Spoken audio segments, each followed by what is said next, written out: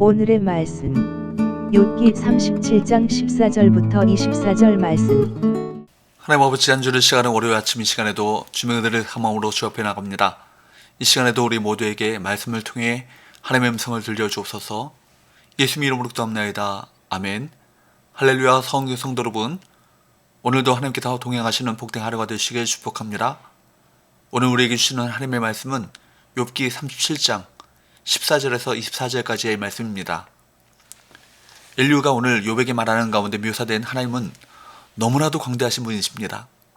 단지 입김으로 자연을 움직이셔서 사람과 동물들의 생활을 주관하시는 분이십니다. 그렇기에 그 하나님은 전능자이시고 두려운 하나님이시기 때문에 인간은 감히 그분께 범접할 수 없다고 그렇게 말합니다. 엘리후는 그런 하나님과 무지한 인간을 비교하며 그 둘을 영원히 닿을 수 없는 존재인 것처럼 그렇게 말했지만, 그러나 사실 하나님은 우리와 상관없이 단독으로 존재하시는 분이 아니십니다. 하나님은 우리를 모으시고 건지시는 하늘에 계신 아버지이심을 기억해야 합니다. 엘리후는 욥에게 하나님이 자연 만물을 통치하시는 그 원리를 아느냐고 묻습니다. 15절에서 18절, 하나님이 이런 것들에게 명령하셔서 그 구름의 번개로 번쩍거리게 하시는 것을 그대가 아느냐?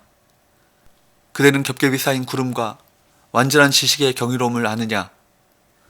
땅이 고요할 때 남풍으로 말미암아 그대의 의복이 따뜻한 까닭을 그대가 아느냐? 그대는 그를 도와 구름장들을 두들겨 넓게 만들어 녹여 부어 만든 거울같이 단단하게 할 수 있겠느냐? 자연과학에 관한 지식과 정보가 전무했을 그 당시를 생각해 본다면 욥은 당연히 이 질문에 대답하지 못했을 것입니다. 엘리후는 전능하신 하나님의 크신 섭리를 베일에 감싸인 비밀인 양 묘사하며 욥을 압박했습니다. 그러면서 하나님의 정하신 질서는 무지한 인간이 절대로 알 수 없다고 그렇게 말합니다. 하나님을 이해하지 못하는 인간이 할 수 있는 일은 그분을 찬양하는 것밖에 없다고 합니다. 물론 하나님은 크고 전능하신 분이 맞습니다. 하지만 그렇다고 해서 우리가 영원히 다가가지 못할 존재는 아니십니다. 오히려 하나님은 당신의 크심을 이유로 성도들을 부르십니다. 내가 이렇게 위대하니까 너희들은 절대로 범접하지 말라가 아니라 나는 전능한 존재이니 너희 연약한 인생들은 나를 의지하라, 그렇게 말씀하시는 것입니다. 여러분, 시편 50편을 묵상해 보면 엘리후의 이러한 말은 전능자의 두려운 위험만을 부각하는 반쪽 신앙임을 알 수 있습니다. 시편 50편 1절을 보면 하나님은 인간이 사는 세계와는 차원이 다른 곳에 단독으로 계시지 않습니다. 1절, 전능하신 이 여호와 하나님께서 말씀하사 해 돋는 데서부터 지는 데까지 세상을 부르셨도다. 계속해서 세상을 부르십니다. 그리고 우리에게 뭐라고 말씀해 주십니까? 시편 50편 7절, 내 백성아 들을지어다 내가 말하리라. 이스라엘아 내가 내게 증하리라. 나는 하나님 곧 내 하나님이로다. 나는 하나님 곧 내 하나님이라, 그렇게 말씀해 주십니다. 또 시편 50편 5절 말씀에 보면 이르시되 나의 성도들을 내 앞에 모으라. 그들은 제사로 나와 언약한 이들이니라 하시도다.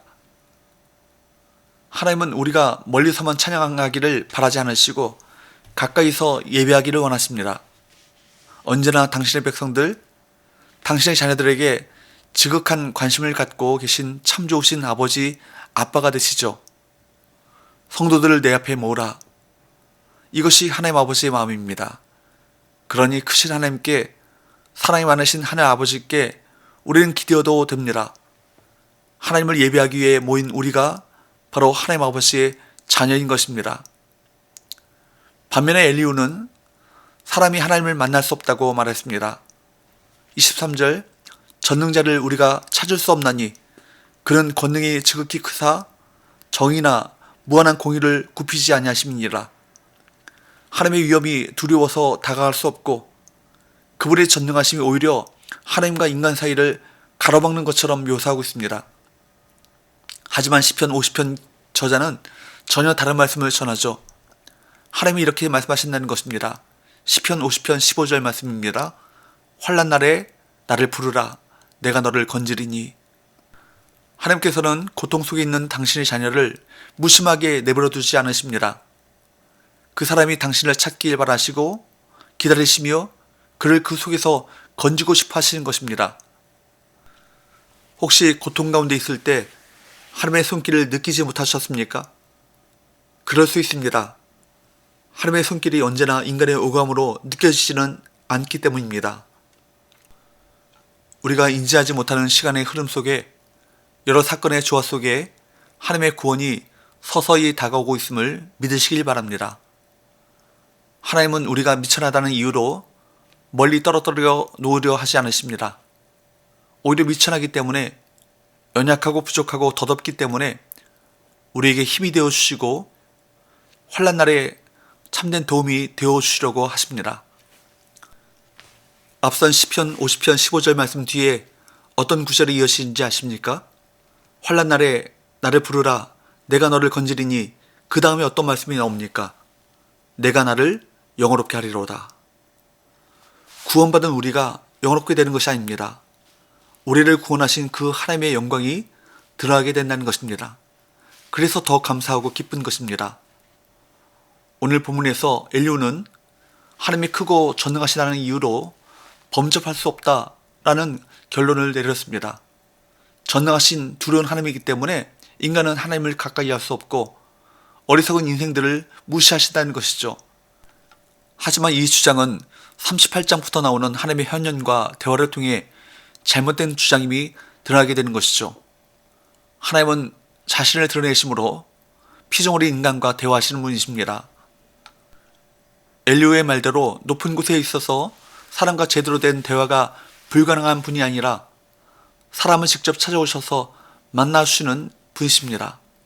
이어지는 하나님의 현현을 통해 멀리 계시지만 동시에 가까이 찾아오셔서 만나주시는 하나님을 살펴볼 수 있습니다. 고난 가운데 있을 때 우리 아버지 하나님이 어떤 분인가를 묵상하십시오. 그분은 우리가 당신 가까이 모이기를 바라십니다. 우리가 고통 가운데 있을 때는 건져주시길 바라십니다.